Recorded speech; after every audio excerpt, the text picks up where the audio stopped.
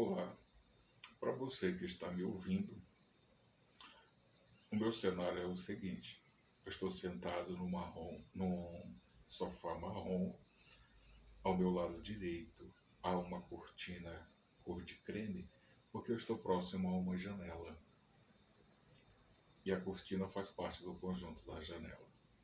Na parede atrás de mim, que é pintada de branco, há um quadro. Apenas aparece uma pequena parte do quadro. Ele tem tons frios, azul, verde, branco. Esses são os seus tons. Eu me chamo Eros Divino e mais uma vez eu estou aqui para contar uma crônica muito especial, uma história que aconteceu na Manaus do início do século XX, o tempo em que Manaus ainda estava no período da Belle Époque, do fausto da borracha, do período áureo da borracha. Essa história é sobre uma moça de 17 anos, a Etelvina. Isso mesmo, este era seu nome. Cearense, chegou no Amazonas com sua família, com sua mãe e com suas 3 outras irmãs. Sua mãe viúva vieram tentar a vida no norte, em Manaus, no estado do Amazonas. Elas chegaram numa Manaus que tinha pouco mais de 40 mil habitantes. Porém, não ficaram na zona urbana, na zona ainda elegante, né? Início do século, período da borracha. Ainda era uma cidade que detinha muito dinheiro, estava ainda abusando, né, do seu poder econômico, de todo o luxo. Enfim, aquela família de retirantes chegou do interior do Ceará. Isso mesmo, lá do Nordeste, do interior do Ceará. E foram se abrigar nas colônias, nas áreas rurais do território do município de Manaus, que naquela época se chegava através de caminhos por terra. Então a família da Etelvina ficou instalada numa colônia a mais ou menos 17 quilômetros da cidade na época. Era a colônia de Campos Sales. Muito bem, não demorou muito para que a Etelvina ficasse noiva de um outro rapaz, um conterrâneo seu, que já estava por aqui junto com a família dele também. Rapaz trabalhador, rapaz sério, ele a queria. Ela era jovem ainda, tinha apenas 17 anos, e provavelmente quando chegasse aos seus 18 se casaria com ele. José. Etelvina e José. Não se sabe bem, não se encontra o motivo, o porquê a Etelvina resolveu romper com José e o deixou na Rua da Amargura. As más línguas diziam que ela tinha outros, mas não era verdade. Ela era uma menina de 17 anos apenas, morando numa colônia rural, onde havia poucas pessoas, muitos trabalhadores rurais, muito trabalho. E começou o murmurinho, né, de que ela teria um outro. Enfim, o rapaz, totalmente consternado, não aceitando o fim do relacionamento, ouvindo essas histórias, vejam o que ele fez. Ele foi para a cidade, naquele ano de 1901, isso mesmo, ele foi para a cidade comprar um rifle e muita munição. Comprou e voltou.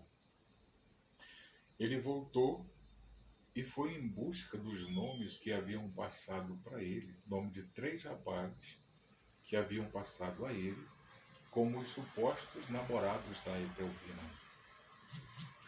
Então, ele saiu na caça daqueles. Terrível.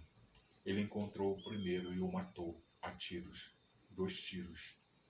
Encontrou o segundo, que tentou fugir e também foi abatido. O matou. E o terceiro ele encontrou dormindo, segundo o que está relatado, debaixo de uma árvore, à sombra de uma grande árvore.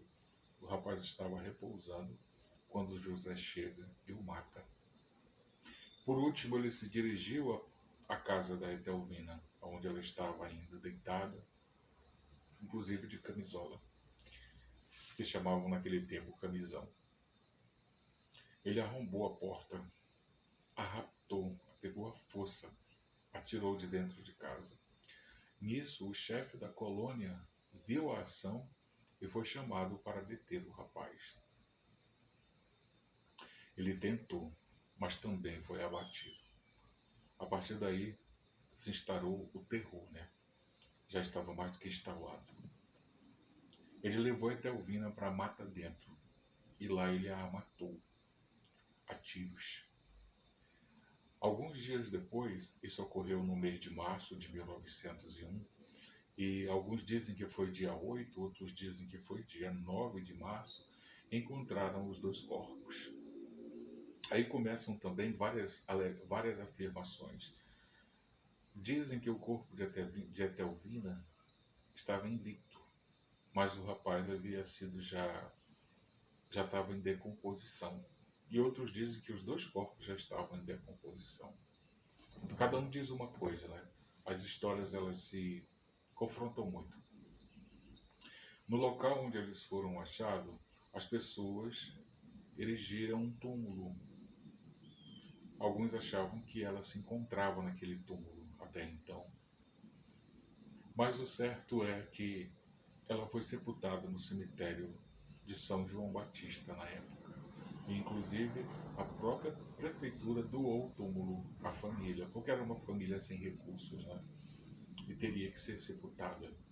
E a sepultaram no cemitério de São João Batista, onde ela está até hoje. Por volta de 1950, a prefeitura da época tornou o túmulo perpétuo, só dela, como é até hoje. Em 1984, o local, a área onde ela foi achada morta, ao lado de seu algoz, receberia o seu nome e passaria a se chamar bairro de Santa Etelvina. Isso mesmo. Ela recebeu a condição de santa do povo, nunca foi beatificada nem canonizada, mas recebeu a condição de santa. Porque com o passar do tempo, as pessoas iam chorar em seu túmulo por ter sido morta jovem, começaram a dizer que ela estava operando milagres de cura. Porém, aos nossos dias, ela chegou denominada como a Santa dos Estudantes. Olha que interessante. E realmente, quem visita o túmulo de Santa Etelvina, no cemitério de São João Batista, caminhando à esquerda da capela de São João Batista, chega rapidamente, cerca de 12 metros, ao cemitério de Etelvina, a Santa de Manaus, a Santa dos Estudantes. E, curiosamente, as pessoas sempre encontram cadernos, livros, apostilas, e não só do ensino fundamental e médio, mas de alunos que cursam faculdades de Manaus, tanto as privadas quanto as faculdades públicas, porque ela é uma santa procurada pelas causas, para resolver as causas impossíveis dos estudantes. Passar de ano, conseguir uma vaga, esse tipo de coisa. E assim ela se tornou santa. E o bairro tem seu nome até hoje. É a área mais longe do centro de Manaus, cerca de 17 quilômetros, e aonde ela foi encontrada receberia seu nome quase 100 anos depois, né, em 1984. Santa Etelvina. É uma história bem diferente, né? Bem diferente mesmo. As pessoas começaram a dizer que ela se tornaria santa porque alguns dizem que ela, antes de ser morta pelo seu algoz, seu ex-pretendente, ela havia sido estuprada por ele. Outros dizem que não, que foi porque realmente o seu corpo estava invicto, não se decompôs. Mas enfim, nunca saberemos. O que sabemos é que existe um local onde ela foi sepultada e é venerada até hoje. Mas lá não há nenhuma foto dela, nenhuma fotografia. Espero que tenham gostado mais uma vez dessa narrativa que eu trouxe aqui para lhes apresentar.